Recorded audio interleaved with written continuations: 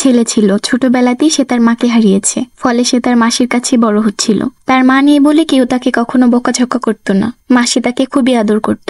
একদিন ছেলেটি স্কুলের এক সহপাঠীর পেন্সিল চুরি করে এনে তার মাসিকে দেখালো। মাসি তাকে তিরস্কার না করে তার প্রশংসাই করলো। ছেলেটি আরেকবার তার কোনো বন্ধুর বাড়ি থেকে একটা ভালো জামা চুরি করলো এবং এনে তার মাসিকে দিল। মাসি তাকে আরো প্রশংসা করলো। ছেলেটি এরপর ক্রমশ বড় হয়ে যৌবনে উপনীত হলো। সে এখন বড় রকমের সব চুরি করতে শুরু করলো। এমনি এমনি করতে একদিন সে ধরা পড়ে গেল। তার চুরির বিচার হলো আদালতে। তাতে তার প্রাণদণ্ডের আদেশ হলো। বধ্যভূমিতে নিয়ে যাওয়ার আগে তাকে জিজ্ঞেস করা হলো, কোনো স্বাদ আছে তোমার? কোনো ইচ্ছে থাকলে বলতে পারো। এদিকে মাসি তার পুত্রবোধ ছেলের প্রাণদণ্ডের আদেশে বুক চাপড়ে কাঁদছিল। ছেলেটি বধ্যভূমিতে যাবার আগে বলল, আমি আমার মাসির কানে কানে কয়েকটি কথা বলতে চাই। এই অনুমতি মিলল। ফলে সে মাসির কানের কাছে মুখ নিয়ে তার কানের লতি কামড়ে ছিঁড়ে দিল। তারপর বলল, মাসি, তুমি আমার প্রাণদণ্ডের কারণ।